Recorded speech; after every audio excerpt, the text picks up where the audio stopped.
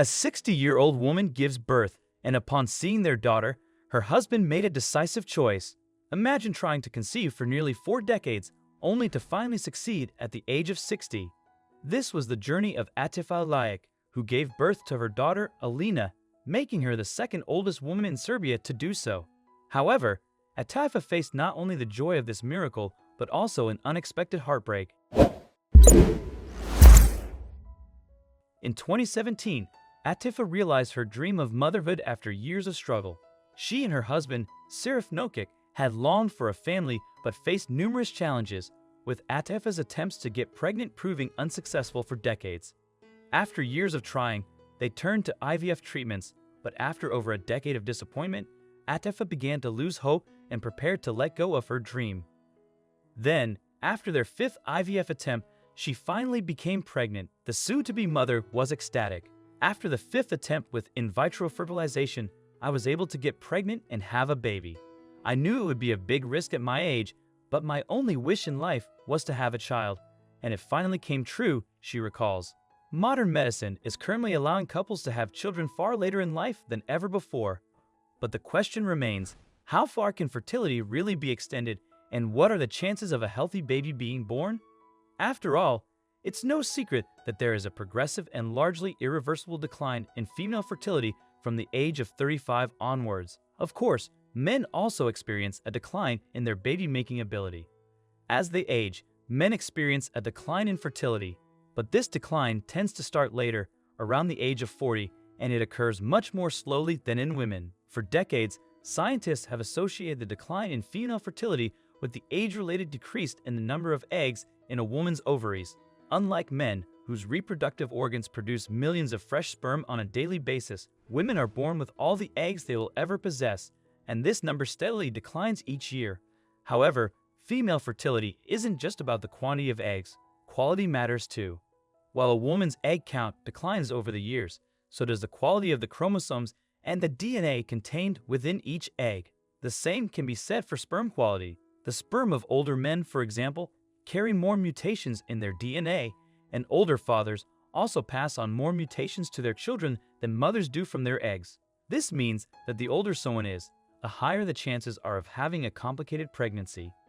For a woman in her 20s, a quarter of her eggs tend to show chromosomal abnormalities, but this increases to 40% for a woman between the ages of 30 and 35.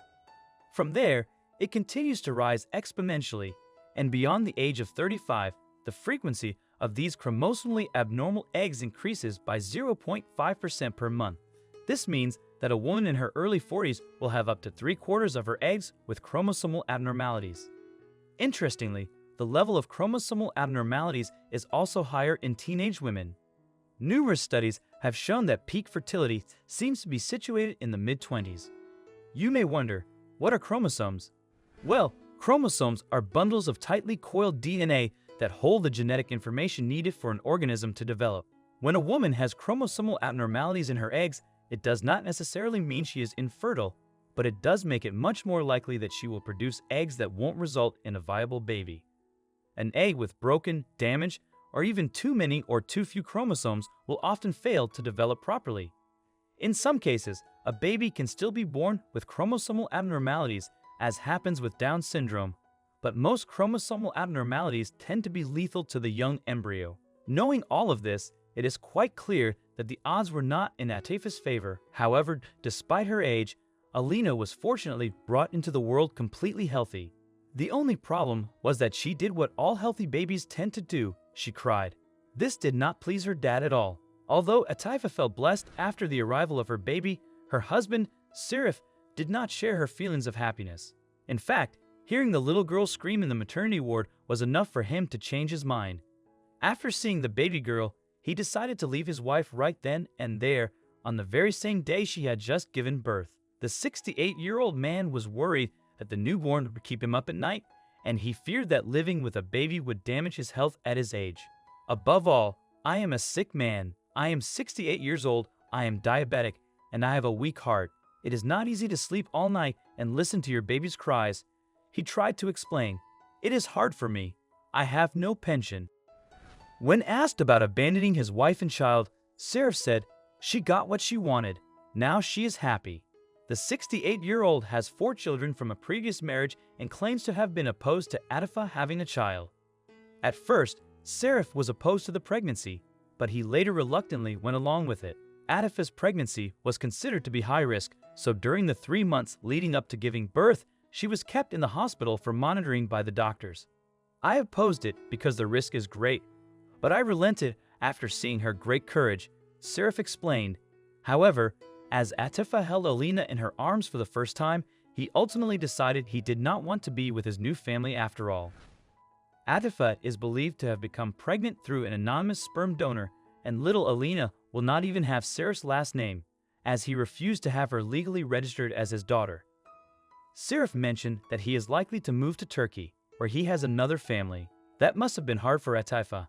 The 60-year-old mother has very little money and several health problems, such as high blood pressure, but she says she will raise Alina alone regardless. Despite being a cousin of Rasim Ljajic, the Minister of Trade and Deputy Prime Minister of Serbia, she claims to have no support but is determined to give little Alina the best life possible.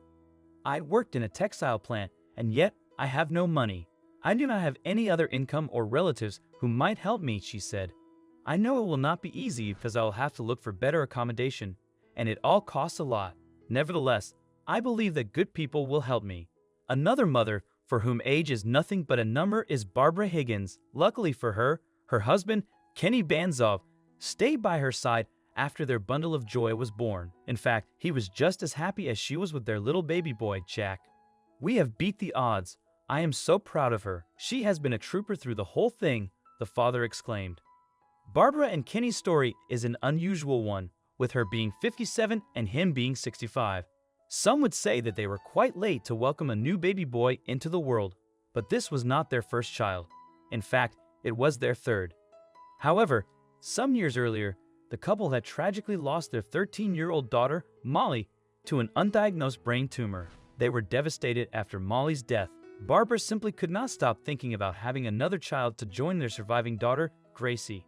She knew it seemed rather crazy, but still, she could not shake the thought that welcoming a new baby into the world was a path she was meant to take. It did not take long before she also started having dreams about it. I attached the dreams to my grief process, but the dream was pretty consistent. A couple of years went by where I had this sort of compelling thought in my head that I should have a child, she recalls. After searching for a long time, Barbara and her husband found an IVF clinic that would help her at her age, and they decided to go ahead with the plan. Fortunately, the pregnancy went very well. Barbara believes her active lifestyle helped. I do a lot of weight training and CrossFit, she said. In fact, she was lifting weights right up until the day she gave birth and even did a CrossFit workout on the day she learned she would need to be induced. Everything worked out for her as she delivered her son, Jack, in just 3 hours. Barbara never worried about what others thought, and her age didn't stop her from wanting another baby. No one can know for sure if they will see their baby grow up, she said. Who knows how I will be in 10 years? But who knows how you will be in 10 years? No one can predict that, so why shouldn't Jack get to live just because I'm older? Both Barbara and her husband have adjusted well to being new parents in their 50s and 60s. We think you should party in your 20s, marry in your 30s, focus on your career in your 40s, and then retire and have babies in your 50s, Barbara explained. I will live my life fully, and now I have this little buddy. Both Atifa and Barbara have truly beaten the odds when it comes to getting pregnant. What do you think about having children at a later age? Let us know in the comments section. I hope you liked this video. Please give it a thumbs up and share it with your loved ones. Also subscribe and press the bell icon to never miss the update from our channel. Thank you.